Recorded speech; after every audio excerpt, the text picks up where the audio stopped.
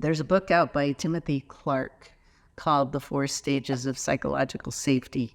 And over the past month or so, I've been reading that book. And it's really interesting when you apply that to the idea of transition. Again, it's up to you as the leader, as the person transitioning, to create that environment of psychological safety. So there are four stages. First one is inclusion, that they feel included in their relationship. Let's start there. Included in the relationship with you, included in the relationship with the business, and included in the business community. The second one is their desire or their safety, their feeling of safety to actually learn so that they can enjoy the learning and absorb that. And so that's the second one. The third one is their feeling safe to contribute. So we go from inclusion to learning to contributing.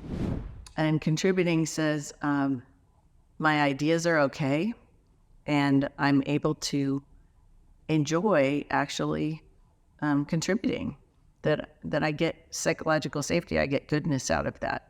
So when you as a transitioner, which is difficult not to do, with you as a transitioner, if you are playing down their ideas, that they're in trouble, and I think of kids, in trouble all the time, or they're afraid of getting into trouble with you, then they won't have that feeling of safety to contribute. They'll withhold that back. The fourth stage is the feeling of safety to actually challenge. So inclusion, learning, contributing, and then challenging. So as a successor, this is a business that they're going to take over someday completely. And if you can imagine you not being there and this business going forward and doing very, very, very well with the successor, your one successor or your many, because sometimes you reduce the risk by bringing in more than one so that they can work as a team.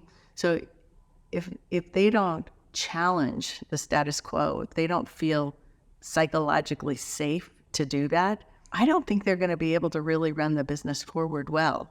I don't know what you think about that, but I cannot imagine a person or a team of people coming in to take over any business and not challenge the status quo, not evolve the business, not do that.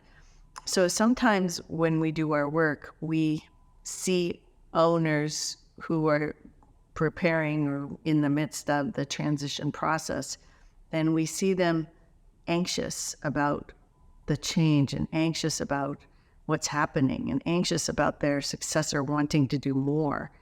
And I like to flip that a little bit and just suggest that maybe there's gratitude there. Maybe there's excitement there.